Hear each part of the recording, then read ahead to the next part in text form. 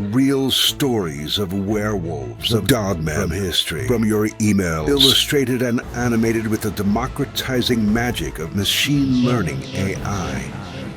Welcome to Scary Stories. Dogman at the movie theater. Dear Scary Stories NYC. I have a really old Dogman story for you from the early 1980s, like around 1983 or 84-ish. It happened in the city of Baraboo, Wisconsin, not in the woods. In fact, it happened on the street out in front of the Al Ringling Theater on 4th Avenue, believe it or not. So maybe it was a werewolf, not a dogman. He wasn't wearing clothing, so he looked like an animal in either case. If I could remember what movie we were going to see, I could probably get closer to pinning down the date when this happened. I could swear it was something with a G, like Ghostbusters or Gremlins, maybe Goonies. This was before the Ringling Theater became a concert hall, or at least before they changed it fully. I can't remember, they might have started having some concerts there around that point, but we went there to see a movie. It was somewhere around the middle of the decade. Oh wait, it was definitely 1984, because that was when I graduated high school. A bunch of us girls got together for a farewell dinner at a restaurant on 4th Avenue, where we got dressed up and told each other our plans for college and beyond. We decided we were adults. We were very excited. But in retrospect, I guess we all had a lot of growing up still to do. So we had our dinner and then we went to the movies, and as we were leaving the theater, we were saying our big goodbyes to each other in front of the place. It was emotional. Some people were crying. I personally was a bit relieved, as I was in a rush to get out of Baraboo and the vicinity in those days. Before the crowd could disperse, however, someone screamed, and then everyone there erupted in panic. There was a tall dude, who at first I thought was pushing my girlfriends in the back of the pack. It turned out he was scaring the girls and they were panicking and running into each other, trying to get away from him. Now, if you are a normal person and you see a bunch of your friends screaming and running from an individual, you would then also endeavor to remove yourself from the presence of said individual who was causing all that ruckus. Well, not me. Not in those days, at least. I heard the screaming. I felt the pushing. And did I become scared? No, I got curious. I wanted to see for myself what was going on. I maneuvered my way through a whirlwind of friends and classmates who had all lost their minds. People weren't just screaming. They were sobbing. They were breaking down emotionally. And of course, this only served to make me more curious than before. By the time I got to see the fellow at the epicenter of all this, I am not sure what I was expecting. It wasn't this. I found myself looking at a man covered in fur, but not a man, really. His chest, his legs, his arms, he seemed to be a man. But his ankles, his feet, they were more dog-like than human. His hands were sort of clawed paws, and his head, well, his head was a lot closer to being a dog head than a human one. Suddenly I heard loud screaming coming from close by, and it dawned on me that this was my voice doing the screaming. Now I started freaking out just the same as the other girls, right there on the street, in front of the old Al Ringling Theater. It sure looked like a real-life version of a wolfman to me, but with more of a dog-like head than they show in the movies usually. My friends told me that it was the Wisconsin werewolf, though, which is more of a dogman, really. It's not supposed to change back into a human ever. It just stays in that werewolf form all the time. I can't understand how it got to downtown if it was a wild animal, though. If it were a werewolf, then it might be a human. Almost any human. It could have been someone passing through the area or someone living in one of the upstairs apartments on the block. It just seems more likely to me, given the place and time we witnessed that thing, whatever it was. I also don't understand its motivation. None of the girls said it had attacked them. Nobody got injured by it, only by trampling over each other. So I don't think it was there to eat us. It only yelled and acted scary, like it wanted to chase us off. But that would be turf-related behavior. And there's no way the sidewalk in front of a movie theater is the turf of any dogman or werewolf. That just doesn't make sense. Not very much about this story does make sense, though. I guess it was some kind of weird rite of passage or something. Another event that helped me finish off my childhood and get my adult life off to a start. It's funny. At the time we were all afraid for our lives, we were terrified. But writing this all down for you has brought back a flood of memories and nostalgia. How can I feel nostalgic for a night of horror when a whole bunch of us felt we might be living our final moments? I don't know. Yet somehow I do feel nostalgic about Dogman at the movie theater. Dogman at the video store. Dear Scary Stories NYC. Are you old enough to remember Blockbuster video stores? Well, I can even remember back before them. And I once saw and got freaked out by a Dogman or some kind of weird wolfman monster just outside a Blockbuster. The store I'm talking about these days is known as the last Blockbuster video in the world, located on Northeast Revere Avenue in Bend, Oregon. Back then, it was a fairly new one, less than 2 years old as far as I can remember. For those of you too young to know, before streaming services, you would go to a store to rent movies. At first, they rented and sold VHS and beta tapes, but by the time this one opened, I think DVDs were also around, which is a movie on a disc, if this history is all too ancient for you. So instead of scrolling through an online library, you'd physically walk through the aisles filled with empty video cassette boxes and choose your poison for the evening. When we wanted something obscure, we would go to this place downtown that was privately owned. But when we wanted the new releases at the cheapest prices, then we'd go to Blockbuster, because that was like the Walmart of video rental stores. Back then, I had been going to the one on 4th Avenue in Bend with my boyfriend for some time, and he would always get annoyed when one of the guys working in the store would get friendly with me. I didn't mind though. And when that boy and I split, I made it a point to clean myself up a bit and go visit the Blockbuster alone, see if that clerk there was still as friendly toward me as he had been before. I don't remember what time it was, but it was dark out when I arrived.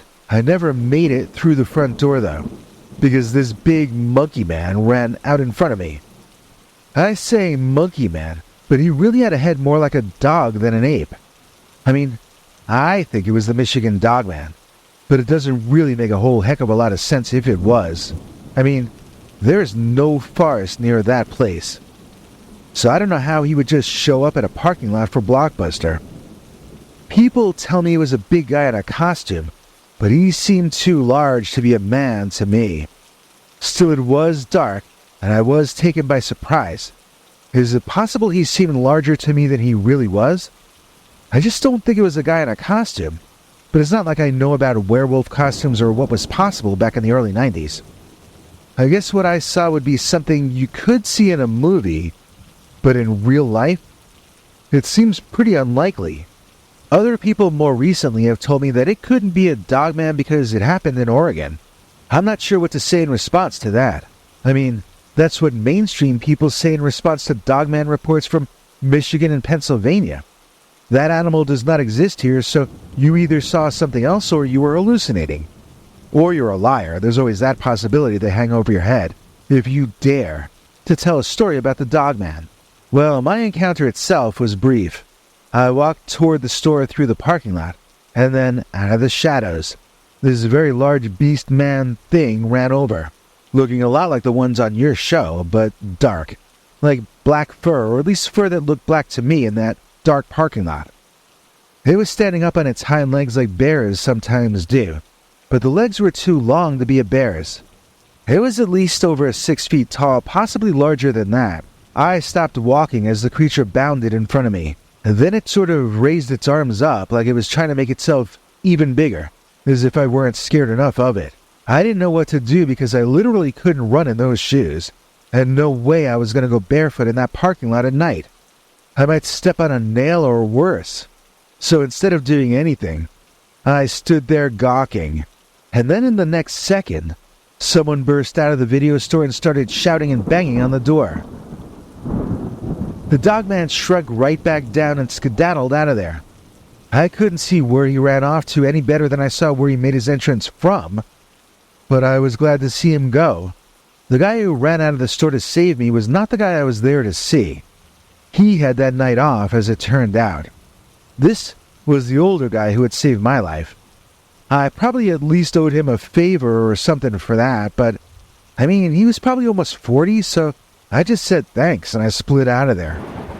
I went back to that Blockbuster over this past summer just for nostalgia's sake. I didn't buy or rent any movies because I no longer have a VHS machine, and this computer doesn't have a disk drive. I got myself some good and plenty candy, though, and some nonpareils. And when I got home, my husband and I put a movie on Netflix and played movie theater with our cats and our dog in the living room. And during pauses and bathroom breaks, I finally told my husband the story about Dogman and the video store.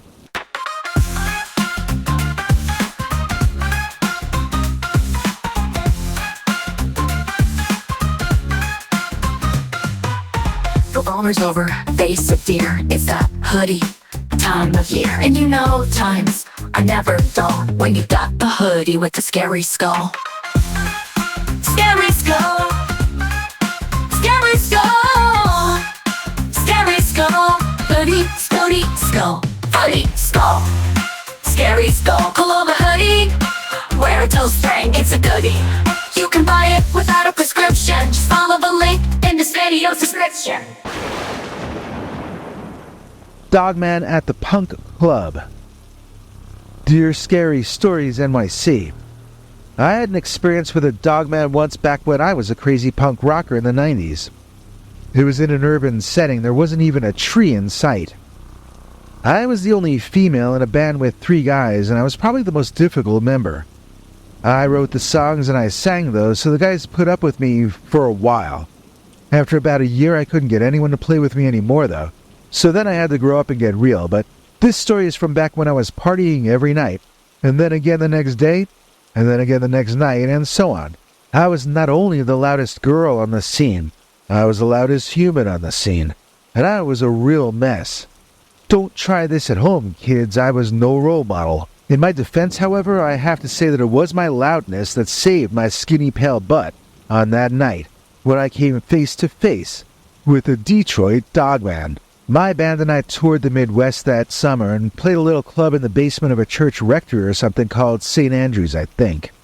I just remember way too many kids jammed into a tiny hot cellar. Then behind it was parking lots, and that was like the entire neighborhood.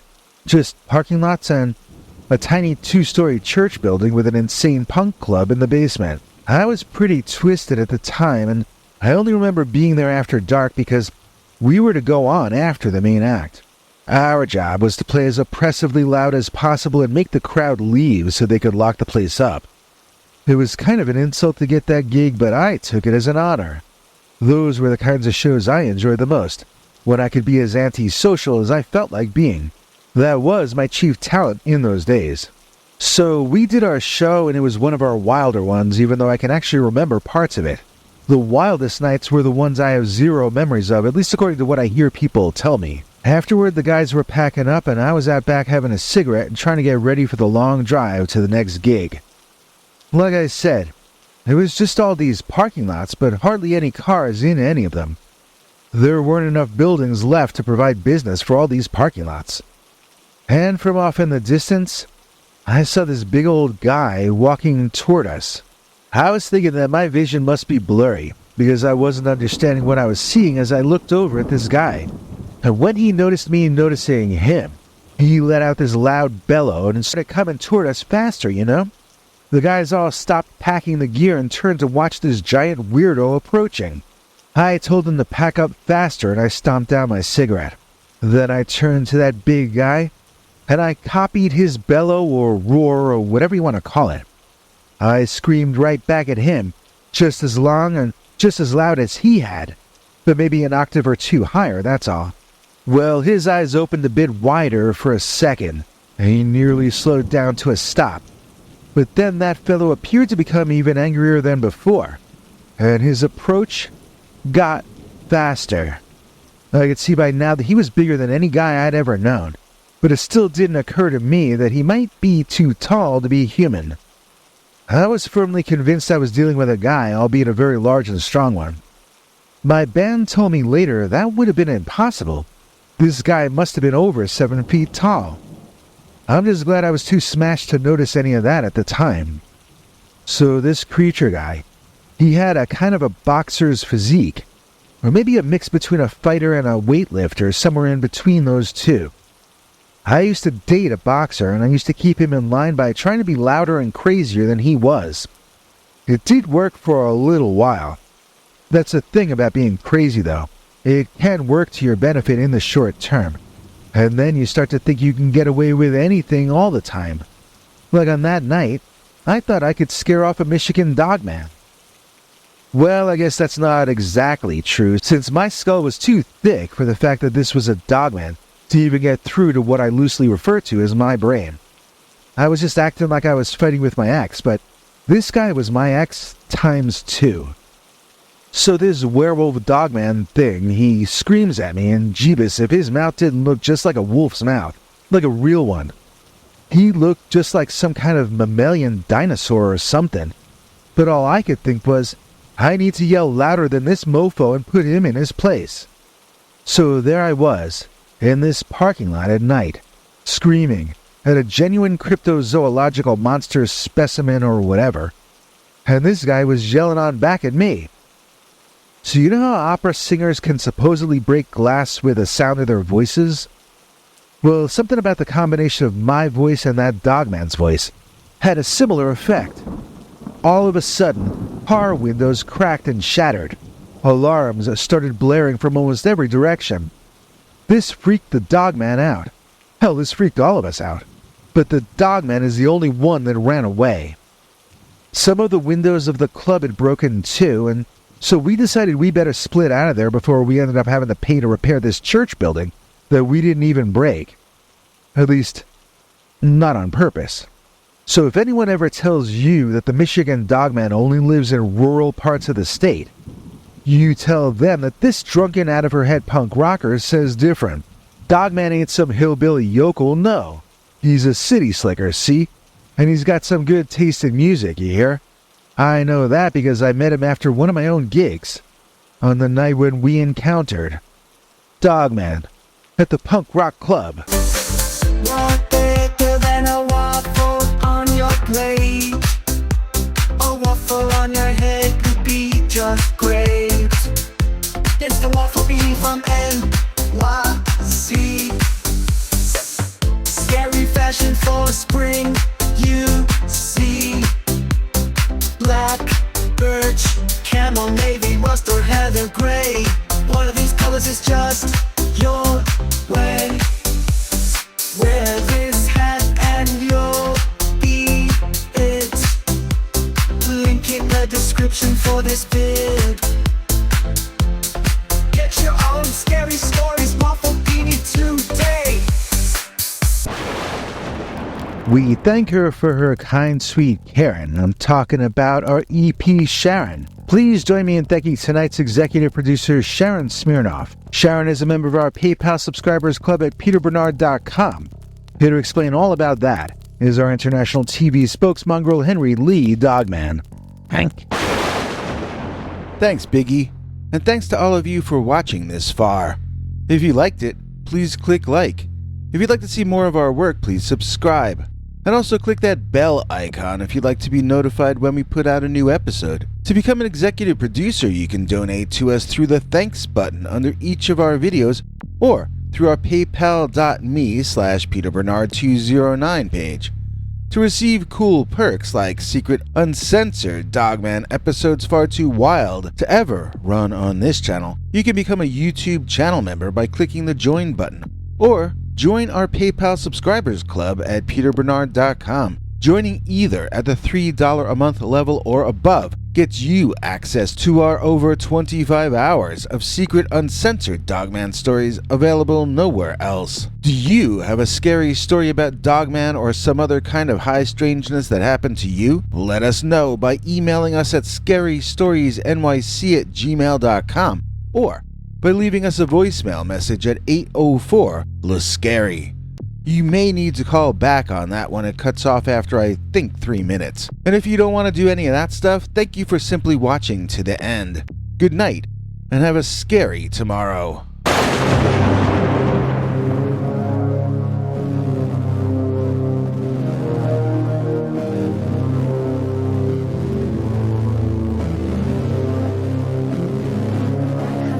back for more scary stories.